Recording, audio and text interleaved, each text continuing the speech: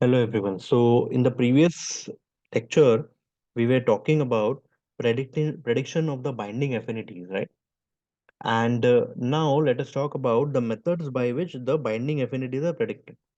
Okay. So the methods by which, or rather, we'll talk about the fundamentals of the methods by which the binding affinities are predicted. Okay. So there are two basic fundamental techniques. One is quantum mechanics and the other one is molecular mechanics. Okay. So all of those concepts like molecular mechanics, molecular dynamic simulations, molecular docking, 3D QSAR, all of those concepts which involve calculations of the different properties of the molecules are based either on quantum mechanics or on molecular mechanics. All right. So let us talk about quantum mechanics and molecular mechanics. So if you all remember, you all must have studied in your lower classes, maybe 10th, 12th standard, about the two different theories in physics. Okay. So abhi hum log, when we are talking about a ligand binding to its receptor, okay, a ligand binding to its receptor, we are essentially talking about two physical entities, right? We are essentially talking about two physical entities. One is a ligand, the other one is a receptor, which are coming close to each other and then they are binding to each other, right? So that means we are talking about physics. So computer aided drug design is basically based on physical calculations, physics based calculations, right? And इसीलिए we have to talk about two theories of physics. One is quantum mechanics theory and the other one is classical mechanics theory, also called as molecular mechanics theory. Okay, so before going to that, let me just quickly touch upon the topic of AI. आजकल हम लोग सब जगह AI बहुत सुनते हैं, right? Artificial intelligence. Now, what is artificial intelligence? Artificial intelligence is, see, here in computer-aided drug design, we are trying to talk about physics, right? We are trying to talk about how the ligand is going to bind tightly to its receptor. Okay. Now, if we can find out and an equation, a mathematical equation which would help us to predict the binding affinity between a given ligand and its receptor, then that mathematics based method is called as artificial intelligence. Okay, or machine learning. Alright, तो जब हम लोग physics के dominance की बात करते हैं, तो that is computer aided drug design, the other methods. And when we talk about the mathematics, when we talk about the dominance of mathematics in the calculations, that is called as artificial intelligence or machine learning. Okay, and then there are very many various other subtypes in it. Okay, neural networks and what all and not what not. Okay, so we are not getting into that, but just wanted to clarify these two concepts to you all. So what we are talking about now is the physical interaction between a ligand and its receptor. Okay, so that means we have to talk about the physics of the interaction between the ligand and its receptor. Okay, and that is why we'll be talking about two theories: quantum mechanical theory and molecular mechanical theory, which is also called as a classical mechanics theory. Okay, so quantum mechanics is a fundamental theory in physics. Okay, in physics, that provides a description of the physical properties of the nature at the scale of atoms and subatoms, subatomic particles. Okay, so if we are talking about atoms and subatomic particles, so that is what is the quantum mechanics theory. Okay, so atom we know is not the smallest particle in nature. It also has subatomic particles associated with it. तो atom के अंदर होते हैं neutrons, protons and electrons, right? And then when an atom is bombarded, then some other types of waves and some other types of particles are also emitted. For example, positron, etc., etc. Right? So when we talk about atoms and subatomic particles, that is quantum mechanics. Okay, so it is the foundation of all the quantum physics, including quantum chemistry, quantum field theory, quantum technology, quantum information science, etc., etc. Okay, whereas classical physics is the description of physics that existed before the theory of relativity and quantum mechanics. Okay, so quantum mechanics के बारे में सोचने के पहले जब when researchers and physicists were not aware that atom is not the smallest particle, it has subatomic particles which are smaller than atoms, right? तो तभी जब जो theory proposed था by the physicians, by the physicist, not physician, sorry, physicist, was the classical physics theory, right? So that describes many aspects of the nature at an ordinary macroscopic scale and atomic scale, okay? While quantum mechanics explains aspects of nature at a microscopic scale, microscopic and atomic and subatomic scales, for which classical mechanics would be insufficient. Okay, so here in this slide itself, and then this explanation itself, we understand the difference between quantum mechanics and classical mechanics. Quantum mechanics talks about subatomic particles, यानी कि something like electrons, protons, neutrons, etc. Whereas classical physics में कहते हैं कि atoms are the smallest particle of matter. ठीक है? So all the calculations that are done in quantum mechanics would be based on electrons. Whereas all the calculations that are done in classical physics or classical mechanics or molecular mechanics would be based on atoms. That is the basic difference between quantum mechanics and molecular mechanics. So that also means कि अगर electrons के level पे अपने को अगर calculations करना है तो that is going to make the process much more tedious. Okay, that is going to prolong the process because electrons एक atom के अंदर we know there are so many electrons. So electronic level पे जाके if we are going to calculate the properties that is going to take much more time. And जब time ज़्यादा लगता है तो calculations ज़्यादा accurate भी होते हैं. So that means these calculations are going to be more accurate. Okay. Whereas classical physics में we talk of atoms only. So each molecule we know is made up of several atoms, and those atoms would be used in classical mechanics or maybe molecular mechanics based calculations. So these are going to be faster. Okay, these are going to be faster, but these would be less accurate. Okay, these calculations would be less accurate. So quantum mechanics differs from classical physics in that the energy, momentum, angular momentum, and other quantities of a bound system are restricted to discrete values, that is quantized. Okay, objects have characteristics of both particles and waves. So that is what is quantum mechanics. We say that objects are nothing but particles as well as waves. So we talk about the dual nature of matter, that is wave particle duality.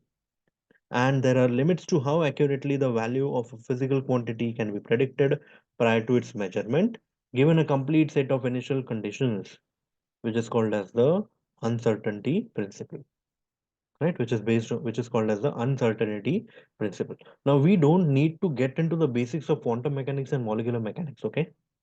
ये तो मैं सिर्फ आप लोगों को थोड़ा थोड़ा सा अंदाजा दे रहा हूँ कि कैलकुलेशंस जो करते हैं कंप्यूटर एडेड ड्रग डिजाइन में they are done using quantum mechanics and molecular mechanics. We don't have to get into, what are those dual nature of particles, and we don't have to get into uncertainty principle, etc., etc.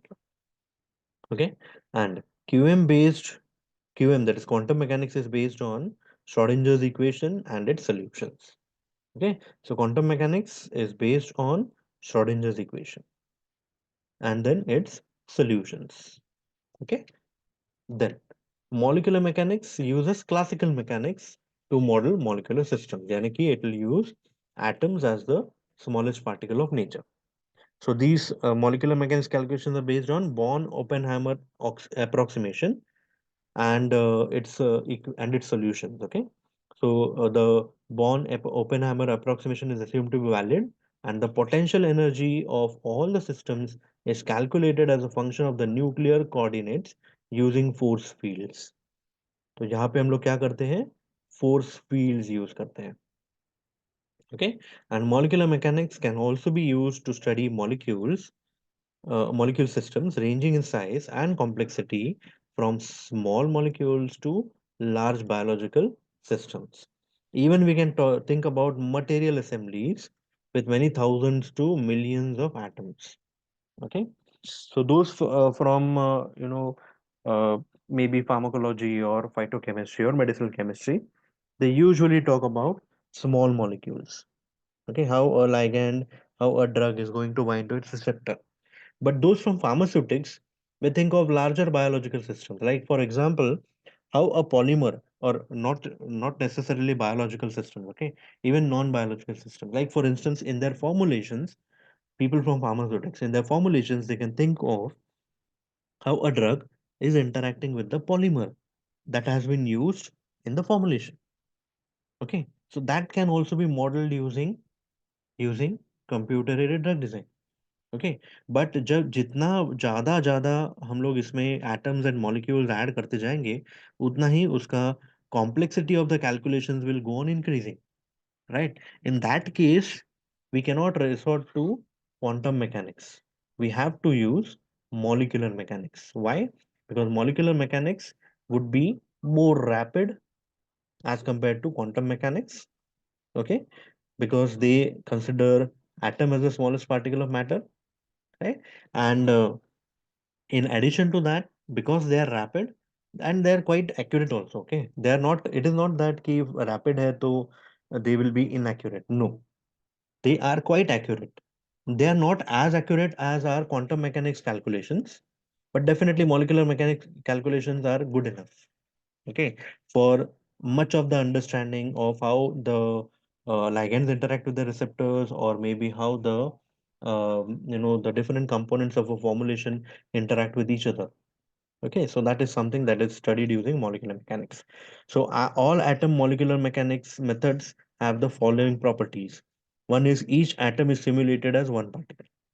Okay, so atom is considered as the smallest particle and it is considered as one particle. So one atom is equal to one particle. Each particle, यानी कि each atom is assigned a radius, typically called as a van der Waals radius.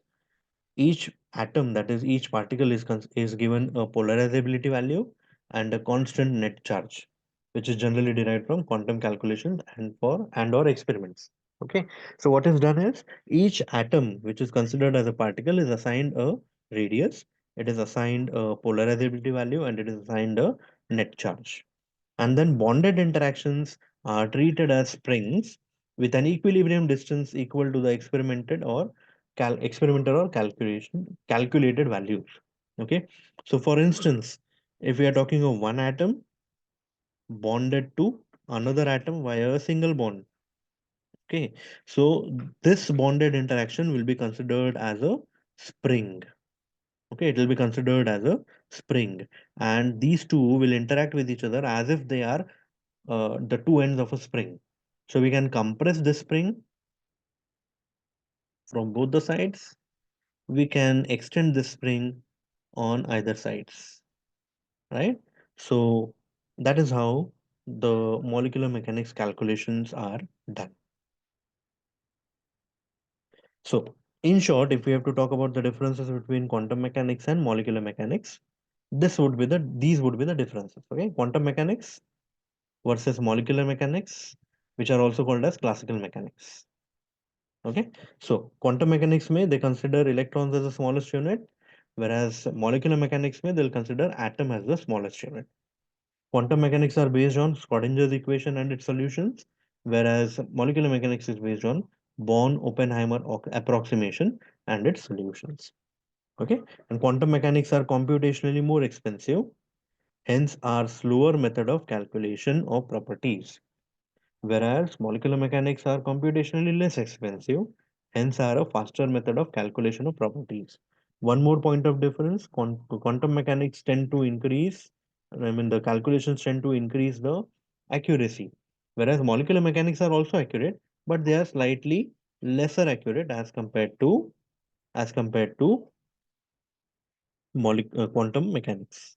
Okay, so what I've done is I've drawn this arrow of a larger size, so to show the increased, the better value. I mean, the increased sensitivity or the increased accuracy of the property calculations. Whereas a smaller arrow here indicates a slightly reduced, accuracy in the calculations of the different properties.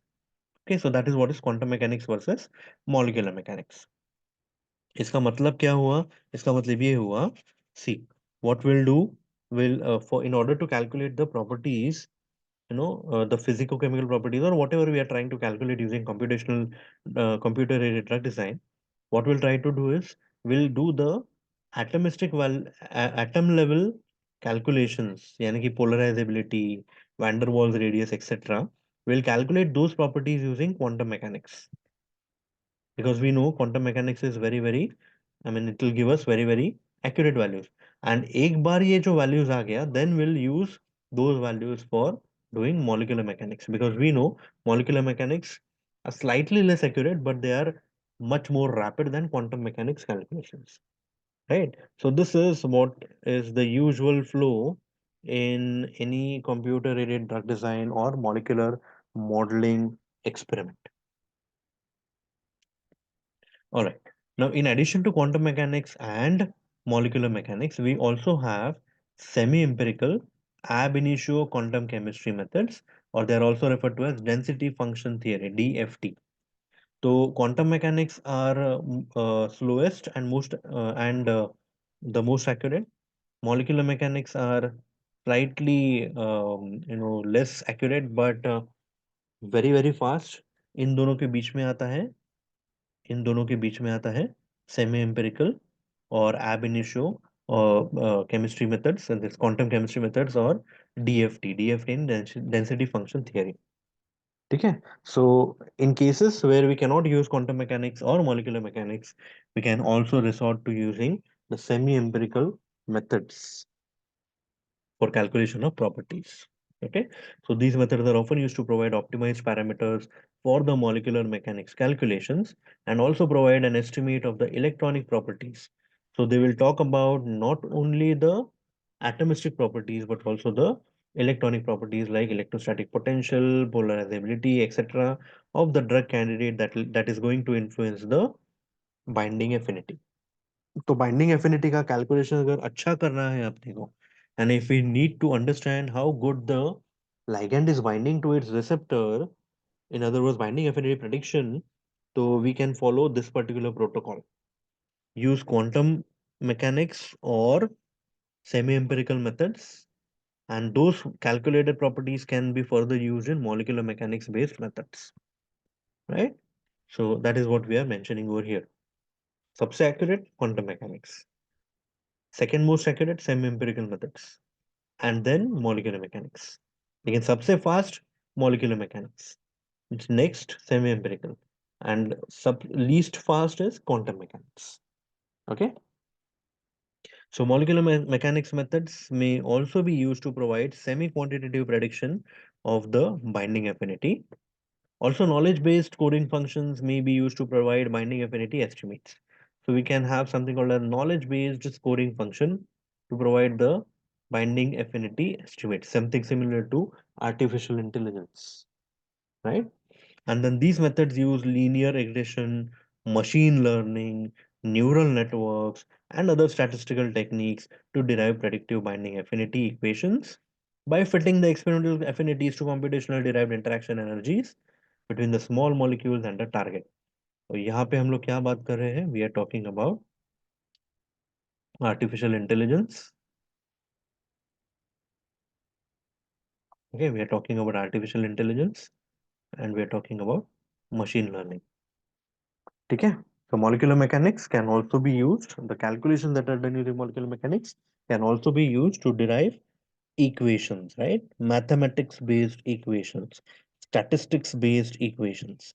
So when mathematics and statistics comes into the picture, तब जाके we talk about AI and ML. Otherwise, when we are talking of QM and semi-empirical methods and MM, we are talking about physics-based methods. Okay, I think in this talk we have many times repeated the difference between artificial intelligence, machine learning versus the physics-based methods like quantum mechanics, molecular mechanics, and semi-empirical methods. All right, I hope the classification or the differences between these two methods is absolutely clear. फिर से एक बार last time बोल देता हूँ. Physics based methods are QM, semi-empirical method, and quantum mechanics. Whereas mathematics and statistics-based methods would be artificial intelligence and machine learning. Okay. All right. In order to overcome the insufficient prediction of binding affinity calculated by recent scoring functions, the protein ligand interactions and compound 3D structure information are used for analysis. So we know that the binding affinity calculations are not accurate even with the best of softwares. Okay. So इसके addition में, in addition to using the binding affinity, we should also use protein ligand interactions and the 3D structural information of the compounds to analyze how the ligand is binding to the receptor. Okay, so those of you who must have seen CAD based papers, खास करके docking based papers, you must have seen diagrams which talk about ligands binding to the receptors and which part of the ligand is binding to, which part of the which amino acid from the receptor, what type of interaction it is having, ionic or van der Waals or otherwise, right? So that is what should be studied in addition to prediction of the binding affinity. Okay, for structure-based drug design, several post-screening analysis focusing on protein ligand interactions have been developed for improving the enrichment and effective mining of potential candidates. So again, talking about docking. अगर docking में, if you talk about the post-screening analysis, there is something called as docking. And docking के बाद में जब हम लोग screen कर रहे हैं molecules को, there is something called as post-screening analysis, which focuses on how nicely the ligand is going to bind to its receptor. What can be done to improve the binding? Okay, so that is what is mentioned over here. Post screening analysis has also been developed for improvement in the enrichment and effectively mining out potential candidates. So it should not happen that one good, any of the good candidates should be can be missed out. It can happen. It can happen if we are not validating our computational method, whatever we are using, right? Only if we validate that, then we can go on to predict, good activity, or rather true activity, true predicted activity, or at least near to true predicted activity for the ligands which are under study. Okay, so that is what is mentioned over here. Effectively mining the potential candidates. So ये जो post screening analysis है, this can be done using consensus scoring और it can be done using cluster analysis. Okay, consensus screening में क्या करते हैं, we select the candidates by voting or by the voting of multiple scoring functions. So not just one, but more than one scoring functions are used, and then the best candidates are selected. Okay. And cluster analysis में क्या करते हैं? We represent and cluster the candidates according to their protein ligand interactions, 3D interactions. And from that particular cluster of those n number of ligands interacting with that particular protein, looking into the 3D interactions, we'll try to find out which is the best possible candidate. So consensus scoring का drawback क्या है? Consensus scoring में we may lose the relationship between the protein ligand structural information and the scoring criteria, because we are using multiple scoring functions, right? So if we are using more than one scoring function, then we might lose out on the scoring criteria. But if we are doing cluster analysis, then we need to have meaningful representation of the protein ligand interactions. Otherwise, here also potential candidates might be wasted, might be lost out. Okay, so post screening may we have consensus scoring, and then we have cluster analysis. Consensus scoring may we talk about individual ligands and we talk about multiple scoring functions. Cluster analysis may we talk about multiple ligands, यानी कि cluster of ligands, and we talk about their three-dimensional protein ligand interactions. Okay, so that is the difference between consensus scoring and cluster analysis. All right. So the role of molecular recognition in drug design is what we have to study next. All right. So let's go ahead and talk about the role of molecular recognition in drug design.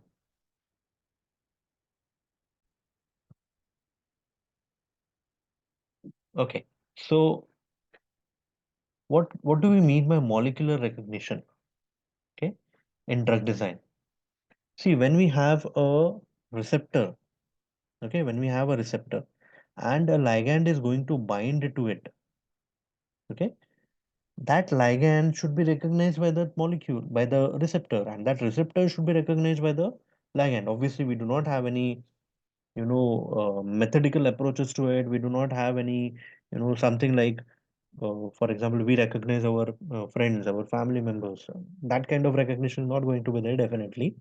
But there has to be some kind of, recognition that should be there between the ligand and the receptor with its ligand, right? That they should interact.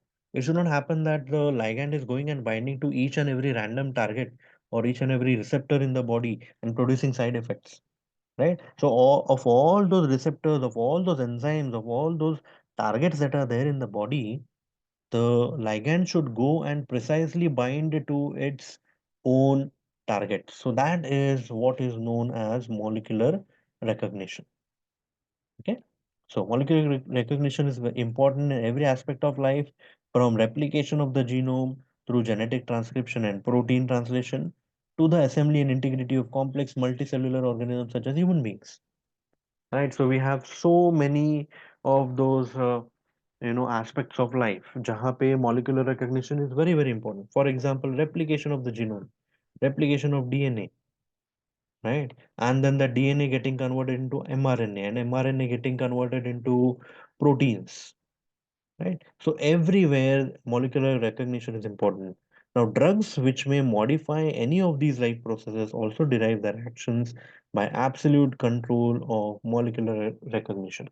Now, just understand, just think of this, that we have those drugs which are xenobiotics, actually foreign objects in our body, and they have to go and they have to take part and affect those proteins that are involved or those targets that are involved in physiological processes or pathological processes, right?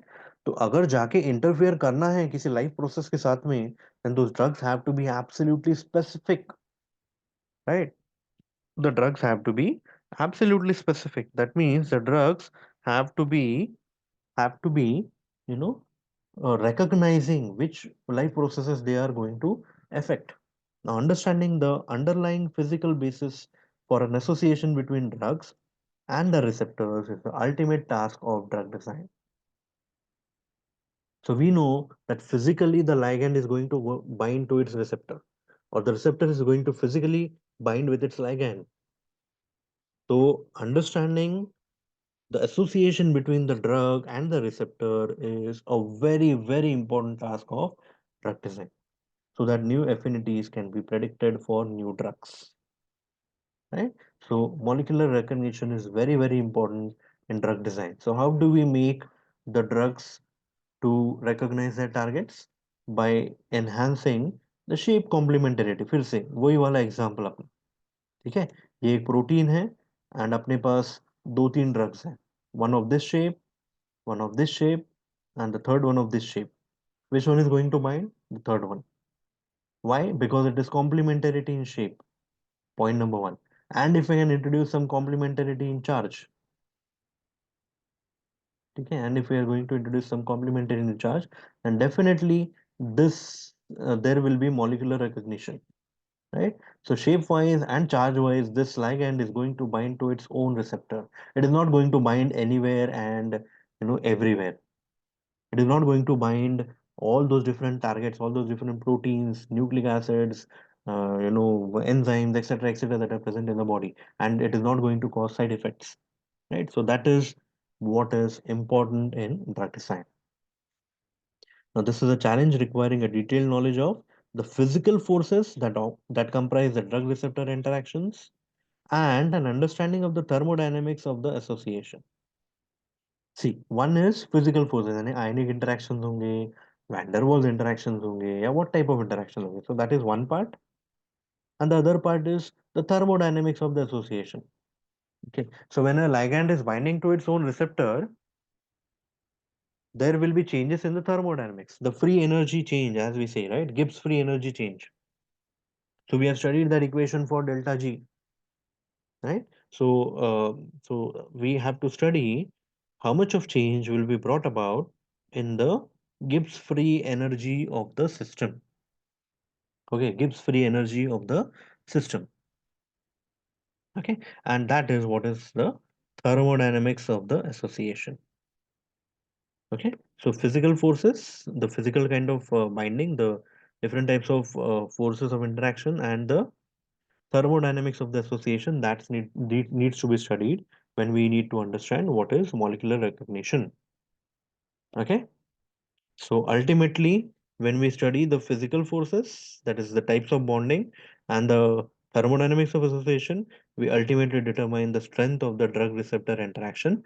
In other words, we determine the binding affinity. Okay, we determine the binding affinity. All right. Okay, so we need to understand the various types of non-bonded drug receptor interactions and the associated entropy terms. Also, the use of various approximations in the prediction of the overall strengths of the intermolecular interactions, that is, drug affinity to the receptor. So we need to understand what type of non-bonded drug receptor interactions are there, the associated entropy terms, and that helps us to approximate the drug affinity to the receptor.